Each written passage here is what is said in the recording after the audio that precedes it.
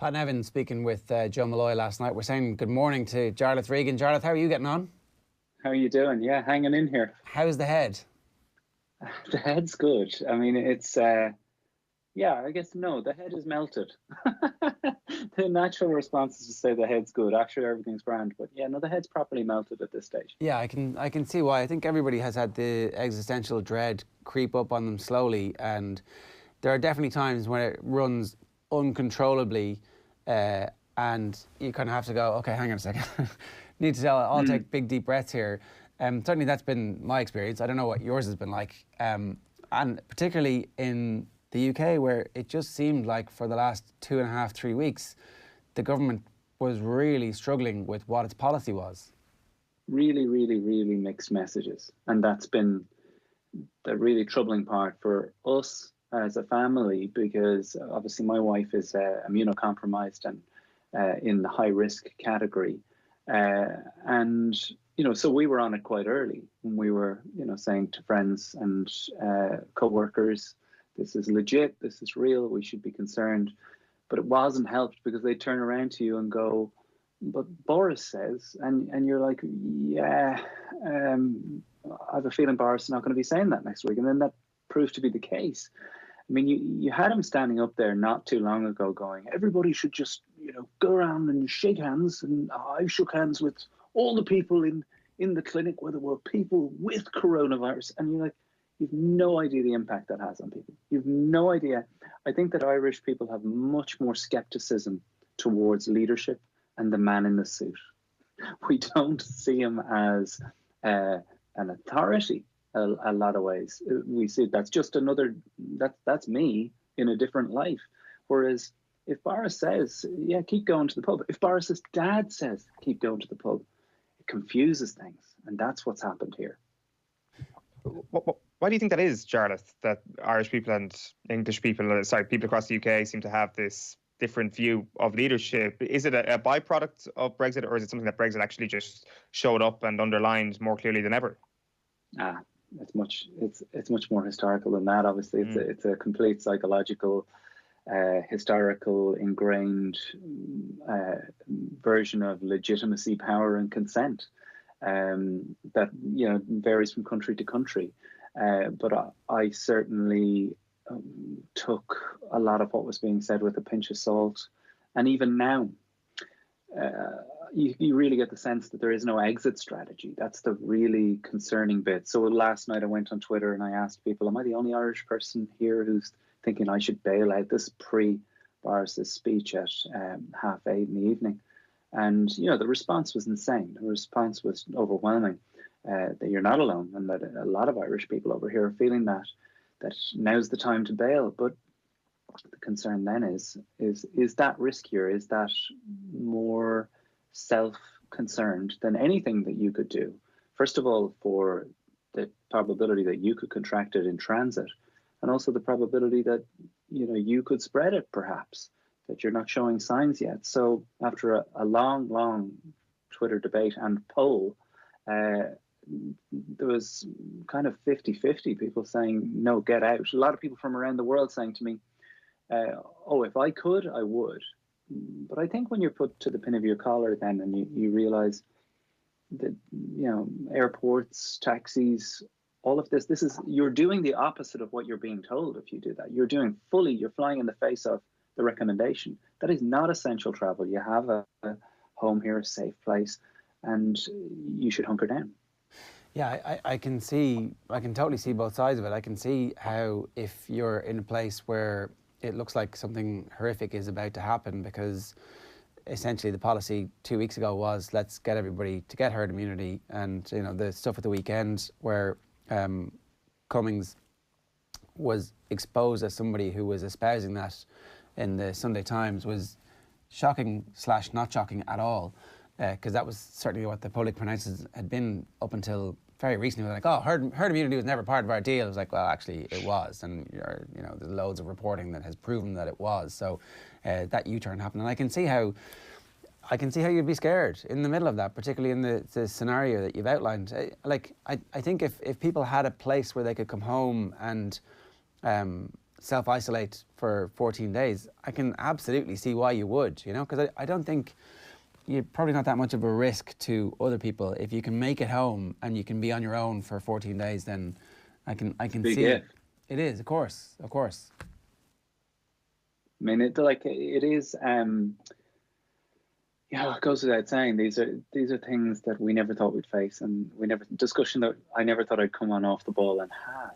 But you are talking about life and death, because you're coming back to elderly relatives. Like, that's obviously where I would stay, and then it's like, well, I would have to self-isolate for 14 days if I came back, just like all the lads coming back from Cheltenham, I assume, did to every single one of them. Right, guys? Yeah, it didn't happen. Yeah, I mean, it's very worrying, and it's time for me to use what I can with Irishman Abroad to kind of what I've been doing with the podcast is trying to calm people and do what I can to communicate with the people we've had on in the past who have survived great adversity, awful situations, come through stuff, and maybe have a bit of advice as to how to get through something you think you can't.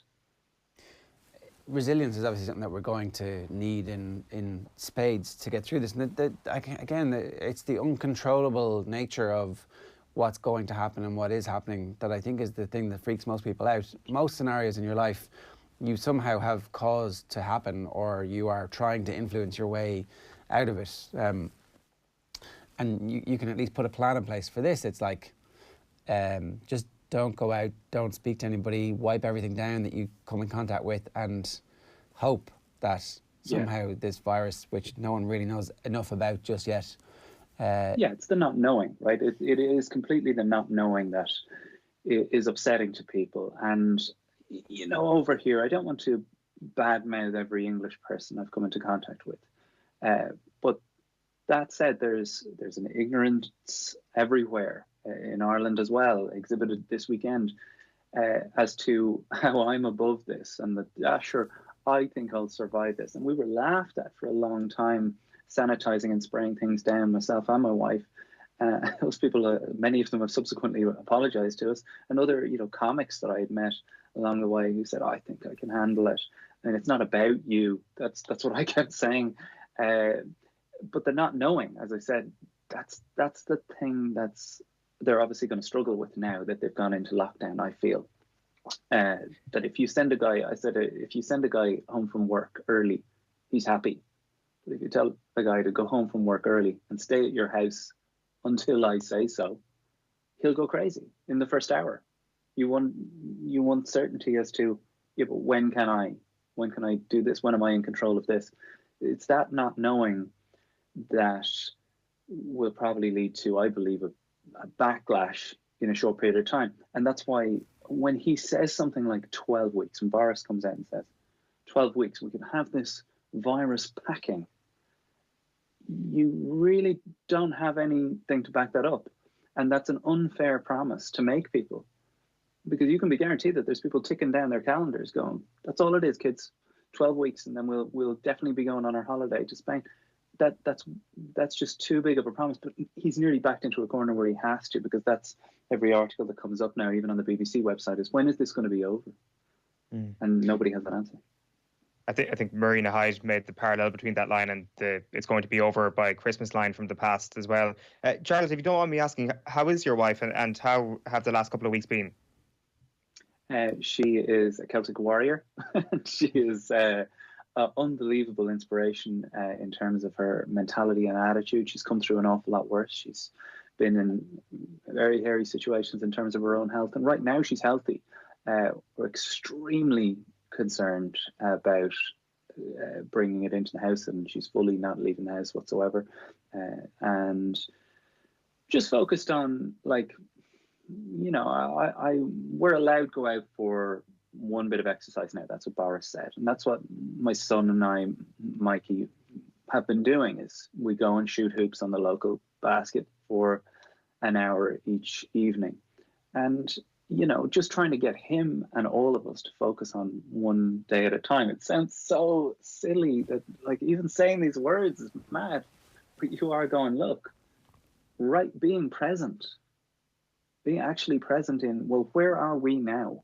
Well, right now, sitting in a warm house with all these creature comforts and a local shop down the road, just being present in and not going forward, getting past and ahead of yourself, because that's where anxiety lies.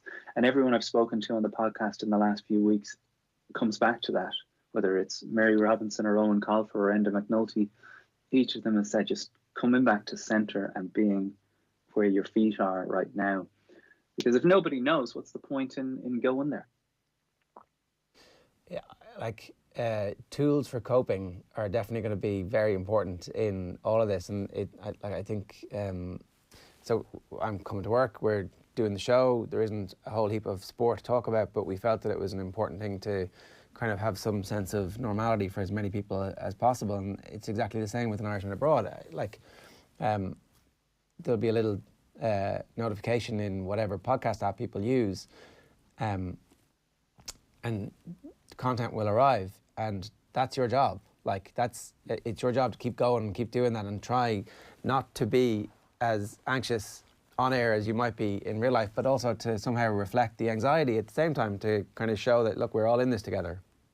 Yeah, and the show is nearly 350 episodes old. Irishman Abroad is approaching 400 episodes, 7 years, every single Sunday without fail. We haven't missed a Sunday in the 7 years. And each time, as you say, Jar, I don't come on and put on the face. If that's where I am, that's where I am, and I bring that, and I think I bring the honesty of what I'm living through, because I think that loads of Irish people abroad are living through similar experiences, and you're not on your own, and you can feel very alone abroad. It can feel like when you're talking to your people back home that they just don't understand how isolated you can feel. And it's only others that are away that can understand that ache. And each episode now is walking us along through that path and figuring out, well, maybe talking to Ramesh Ranganathan this week will help. And it certainly made me laugh. And next week it'll be somebody else, but it's a kind of an ongoing conversation in many ways. And yeah, the truth wins out. And it's all about change. So like we're all grappling with the, like, when it's safe to do so and sport comes back, should they bring it back as early as they possibly can and play it behind closed doors, or is the whole point about getting communities together? And do you then have to have social distancing in all the world's great stadiums, so it's like 2 empty seats, one person, 2 empty seats, one person? What is that experience going to be like? And I was thinking as well about the importance of comedy. Obviously, you can deliver comedy to an audience technologically now in a much easier way than it was before, but maybe the great stand-up venues of the world are going to be very different places for the next number of years until we all get immunised against this, either through vaccination or until herd immunity does actually happen. Yeah, and I'm hearing those conversations, and I'm in those conversations about what happens next. As you say, technology can allow us to, and many comedy clubs, such as the Stand Comedy Club in Glasgow, started streaming shows where they just bring the acts in. But, it's an intimacy. There's an intimacy to comedy. So even if you say two seats either side, which hard to imagine that working, it's about the togetherness of the event. There's like that's where the magic lies in it, and it's kind of an indefinable thing why comedy works. Like, why does this work? We know that part of it is the same pagedness of it, that we're all in this together. Right now, I don't think a lot of promoters, bookers, and clubs they're very scared, because if you think about it, the plug is pulled entirely there. All of these self-employed people, there's been nothing from above to say, here's how you're going to be looked after. Virtually nothing. That's grotesque. And Sarah Pascoe and Richard Herring have set up a crowdfunding page which has raised £50,000 to help comics through this period. but I know that you talk about the importance of comedy, but there's a great sense, I'm sure you feel it too, that your thing, the thing that you devoted your life to, is so expendable and so throwaway. It's such a luxury item. And you're suddenly reminded of that when we're going through the list of things that can go, a line goes through yours right away. And that's hard. And that's been hard for a lot of my friends to take. And I guess I am blessed that I have the podcast, and I've built that for years. But you know, our sponsor disappeared overnight. Our sponsor was great for years, but they're gone now. And it's the public and the Irish abroad that have stepped in on Patreon and have signed up and allowed us to keep the lights on. Yeah, I'm not sure that what you do we can just stick a line through. I think that people need escape. When things get really grim, people are going to need a way of going. So we were talking earlier on with the kid whose video went viral, kicking the ball in the back garden. His mum actually works with us here, and 6 million views. And like we were asking, why did this take off? It didn't take off because of anything other than we all could see ourselves a little bit going, yeah, I've done that, except this guy's actually doing a better version of it. And also, it wasn't the news. It was something separate and other from the chaos of the coronavirus and the relentlessness of every single story being a death toll, a number increasing, an exponential graph, and the fear that comes from that, the tens of thousands of jobs gone yesterday in the fast food industry. So I would argue that now more than ever, we need your comedy, and we need your colleagues' comedy. When I say to put a line through it, I guess I mean in terms of the live performance end of it, where 90% of us make our bread. And now it forces all of us to be creative and come up with new things. And as you say, deliver comedy in a new method, in a new form, because certainly there's a want and a need for it. I mean, like that adversity is usually through which creativity and great sporting excellence emerges. There's a reason why boxers come from disadvantaged communities, and there's a reason why comedians come from really dark places, because they have to find it. They have to find it there. And I'd imagine that in years to come, we'll look back and look at this absolute bottleneck of great creativity that was forced out of all of these people that had their livelihoods taken away. Yeah, I really hope so, because we could do with the distraction. I have two quick things that I want to ask you about here at the end. The first one is technology. Like, is there an app that will allow 1,000 people to watch a comedy streamed event that the sound is low enough we can hear them laugh but not hear them talking? Do you mean so that they would sit at home? Yeah, so we're all sitting at home. You're delivering. There's 1,000 people, and it's like Zoom, except I don't know if you've had a Zoom call where there's more than 3 people on it, but the feedback is like, okay, could everybody just mute their mics there, please, for a minute, and so we can actually. Isn't it? Yeah, we there's no such app, because basically what you're doing there is miking every single person in the crowd. So from the perspective of every single member of the audience disturbing everyone else, the hecklers. I mean, it's like playing Fortnite with the people saying stuff constantly. It's a funny one, because I guess you could watch any of these streamed shows, such as the ones that Paul Curry has been doing, or Kevin McGahern, with friends. You can do that, link up with friends who you know will shut up during the show and laugh at the appropriate moments.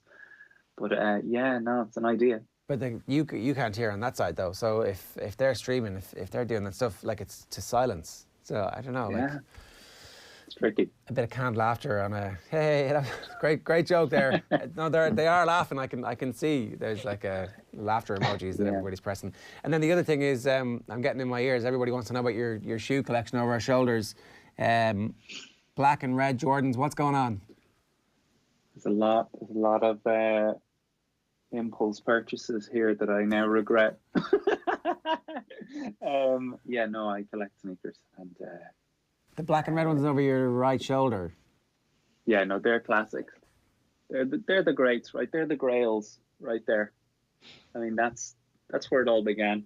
I mean, these I love these though, because there was there was a superpower associated with the Reebok pump. The idea that the Jordan shoes will make you fly, but the pump ones you actually have to engage in filling. I'm completely obsessed with that kind of, I guess it's nostalgia. And I think we're all feeling a little bit of that at the moment. And there's a comfort in having these things that you couldn't have when you were a kid. They were off in a far off land, right?